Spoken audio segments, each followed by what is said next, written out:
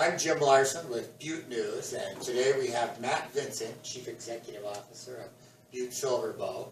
And he's with us today. He's also a candidate for that office for re-election.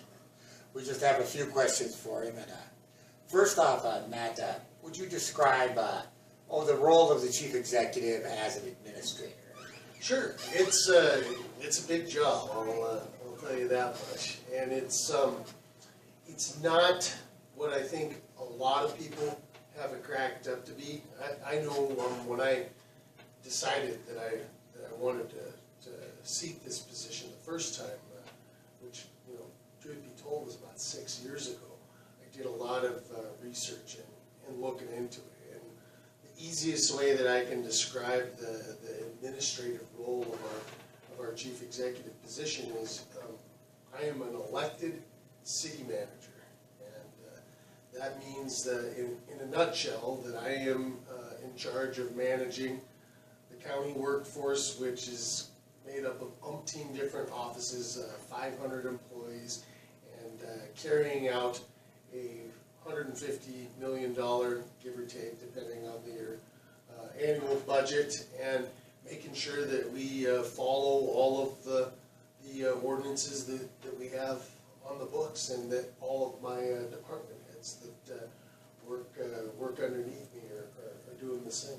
So it's a big job.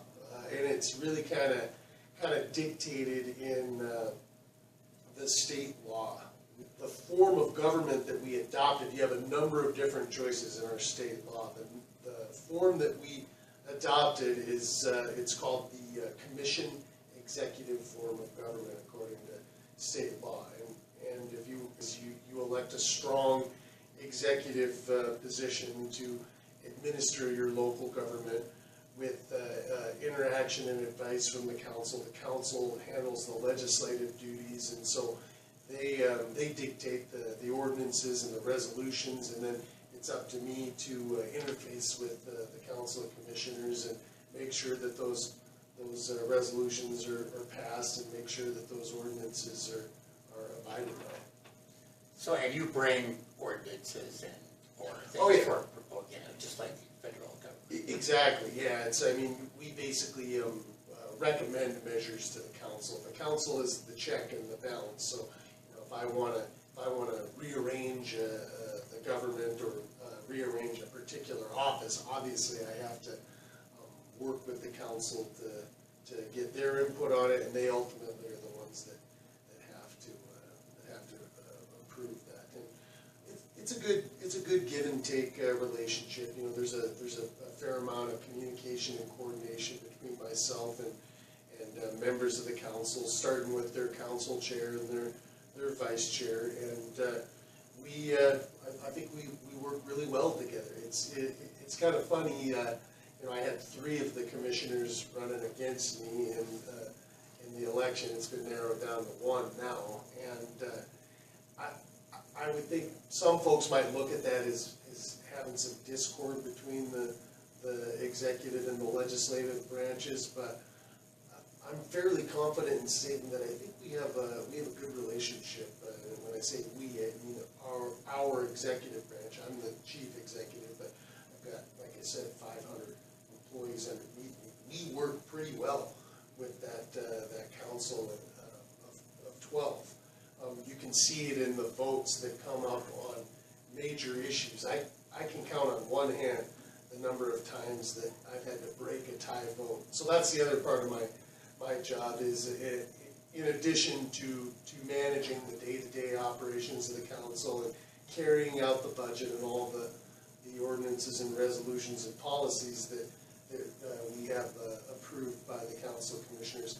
I also chair all of the regular meetings of the council of commissioners and the special meetings of the council of commissioners, and preside over those meetings. And if there's a tie vote, I have to break it. So if it's a 6-6 tie, I cast the deciding vote, and I've only had to do that a couple of times, and not on any major issues. Our budget, I'm proud to say that our budget is passed unanimously 3 out of the 4 years that I've been in office, and so we can agree on the big things like like $140 million a year budget, and ordinances and resolutions and things that we've been implementing since I've been in office.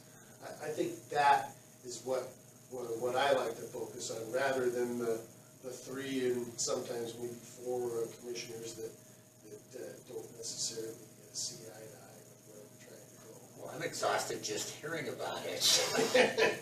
I occasionally still attend a council meeting. Well, I'd be lying if I said I wasn't exhausted from time to time too. It's a big job, and so it's an elected city manager position that has a lot of responsibility. But I knew what I was getting into. I embraced the job with both arms, and I continue to relish showing up to do that job every day. You do seem to bring a lot of energy to it, just from what I've observed. So you're not only head of government, though, you're sort of head of state too, and so you have to interface directly with the public sometimes to have. Yeah, I mean, after all, that's my boss. I might be the boss inside the realm of the courthouse for all practical purposes, but I'm elected to serve the people and the families and the businesses of the consolidated city county of Butte-Silver Bow. And so that means you got a lot of variety in your job, because we got a lot of varieties and folks and issues and the concerns and the questions and the needs that they have. And so how do you do that? Well, you have to really immerse yourself in the community. I know that I attend a lot of meetings and a lot of functions, a lot of celebrations, a lot of ceremonies of respect and recognition. I mean, knowing all of these different facets of our community is what makes this job so great, and sharing in the things that are important to other people. And there's a lot of variety in that regard. And you grew up here, didn't you? Yeah, my family moved here back in the late 1970s, and I've stayed here by choice ever since. I like to say I wandered all the way down to Melrose for a couple of years. About 10 or 12 years ago, my wife and I lived together down there, and that's where we lived when I got married. And so I've got a very broad perspective of what the county has and what the interests and priorities are of folks here in Butte-Silver Bow, whether you're a rural resident like in Melrose or Divide, or an urban resident here in Butte. And I also happen to have a good relationship with the mayor of Walkerville. So that's a key. Yeah, it's a special place, the city county of ours. And Walkerville is one of those special places. So it's great. I love it. So in that regard, I mean, I think that is one thing that I place a high amount of priority on when I ran for this position, and is something that I would tout as one of the successful things I've been able to accomplish in office, and that is we have brought a level of access for your citizen, your average citizen or business to their local government that's never been there before. I mean, it used to be you had to show up on Wednesday night to be heard and go to a council meeting. You had to scroll through the legal ads to find out when there were public hearings and whatnot on specific issues. Something that I implemented on pretty short order was we totally and completely revamped our website to where you can access any level of the government, whether it's executive, legislative, or judicial, via our top-notch website, which is, I get compliments on a regular basis from my colleagues in other cities around the state, and even outside of the state. They really find what they're looking for in our website. And it's almost gotten to the point now that we have so much on that website that we're now trying to find ways to further improve it. In fact, I got our public information officer is actually going to the place that houses our website software. It's called Civics Plus, and trying to work with them on bringing new components to our website that'll make it even more usable for folks. So you can get on and you can find out how we spend every penny of the public's money on a weekly basis through our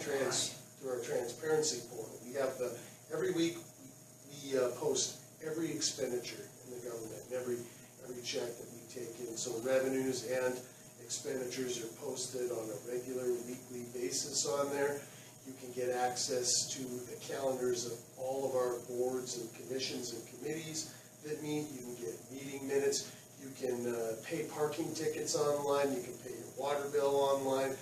A lot more ease of access as a citizen or business looking to interface with its local government. And just in the last year, we've even taken it up a new notch. You know, we have a really productive partnership with the new community radio station, KBMF 102.5. They've been broadcasting all of our council meetings on Wednesday nights on their radio station, and we now have live streaming, so you can watch our committee or council commissioner meetings live on the internet via video. So, You know, and in addition to the web portal you've there's been a lot of construction, you know, public construction. oh, definitely. I mean, if we're going to get into talking about the things that we've been able to accomplish,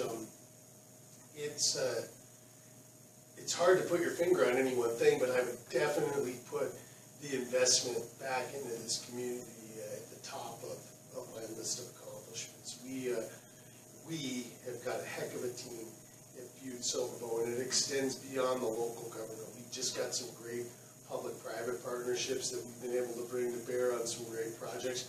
The best, most recent project would be the pool. As folks know, about 10 years ago, we moved ahead with a public bond issue to construct an outdoor aquatic complex, and it failed. And I would contend that we went back and kind of pulled it apart and tried to identify why it failed.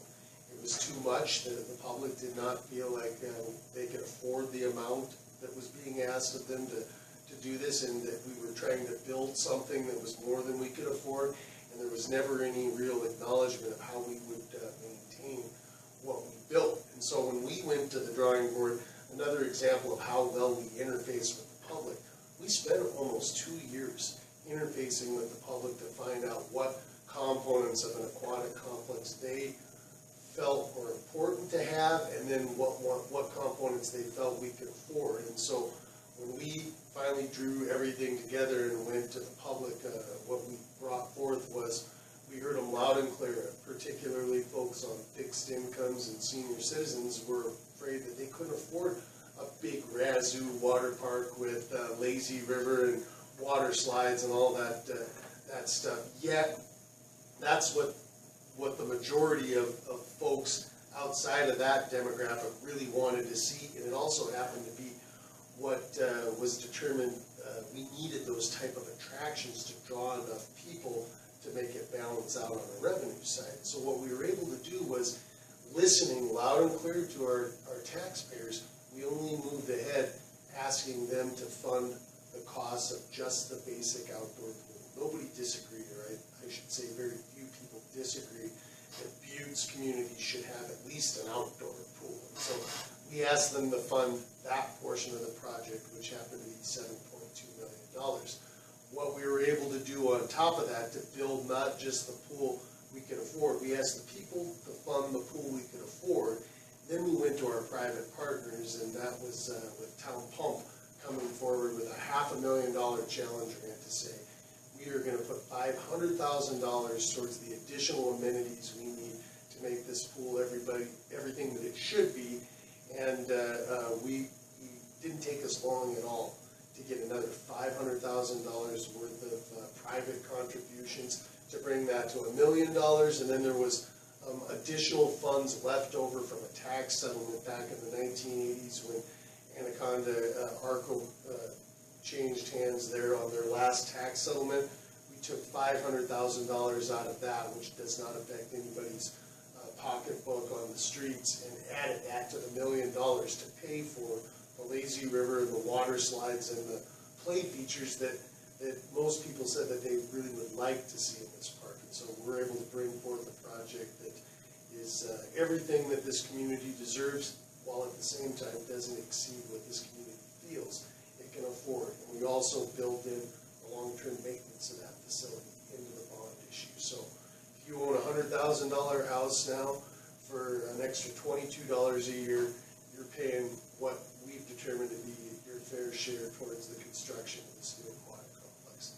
That's a big victory for quality of life and investments into this community. That's the one that I kind of chose to talk about, but you can't look at the less sexy forms of necessity and necessary infrastructure that we've also been able to construct during my first term, and that would be the $40 million worth of improvements that we've been able to make into our water system. We're building a brand new water treatment facility for our Basin Creek supply. We just cut the toilet paper ribbon on a new $34 million wastewater treatment plant that will now discharge clean water to the restored Silver Bow Creek watershed. We've got a new emergency operations center and driver's licensing bureau station out south of town now. We're in the midst of building a new $13 million airport terminal. We've taken on over $100 million of new public infrastructure in just the first 4 years of my administration. So I'm pretty proud of that. And so what's to come before you?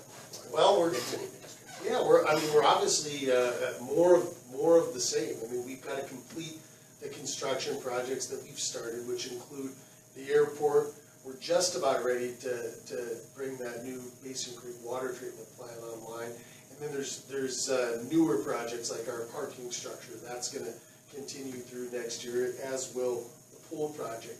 Another big public-private partnership that we are proud of is what we've been able to accomplish with Montana Resources. If folks recall, we got the first $1 million gift out of the Dennis and Phyllis Washington Foundation a few years ago when they came forth with $1 million to build the new American Legion semi-pro baseball facility up at Copper Mountain, and that was followed most recently just a couple months ago with a $2.5 million gift to bring new investment to Stodden Park to supplement the work of the carousel, which is another project that we got off the ground in my first 4 years, and the pool as well. And so this is a project that the Dennis and Phyllis Washington Foundation has brought forth, and we're going to be including the community and really putting the details on what that's going to look like. But generally, it's going to include bringing the old historic archway entryway to the historic Columbia Gardens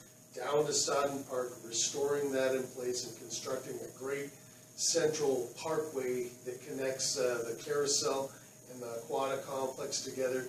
It also includes a new construction of the tennis facility we have down there, as well as a destination playground, which is something that Butte has lacked for a long time. And so over the years, it's become pretty commonplace for Butte families to load up the car and drive to Missoula and go to Splash, Montana, or head up to Helena to go check out the water parks that they have down there and the other outdoor facilities. Well, pretty soon, Butte folks are going to be able to enjoy top-notch outdoor recreation right in their own community, and there's going to be a lot of people traveling to Butte to enjoy what we have here. And so I'm really excited to continue the investment along our quality of life and working with our corporate private partners to bring more investment to our community along the likes of what I've already talked about with Town Pump and Montana Resources and the Dennis and Phyllis Washington Foundation. We've also got an outstanding private partner in Northwestern Energy. As can be witnessed at being able to keep all of their general office jobs and investment right in the middle of uptown Butte with their new building at the corner of Park and Main. We just continue to strengthen our partnerships, and so that goes beyond the internal government and some of our private sectors, but also the other groups in town, civic organizations that are trying to do the same things I think we all want to see for our community, and that's improve our quality of life, improve our economic activity here. And so we were able to put together a new economic development coordinating council that has resulted in a stronger than ever relationship between the local government, Butte Local Development Corporation, our Chamber of Commerce. It also includes a new standing committee focusing on economic development of our council of commissioners, as well as Headwaters, RC&D, and a number of the other service providers in town. And so we've really been able to affect change more quickly and I think more comprehensively in the last 4 years than we had previously. And I'm really excited at what sort of potential we have in the next 4 years.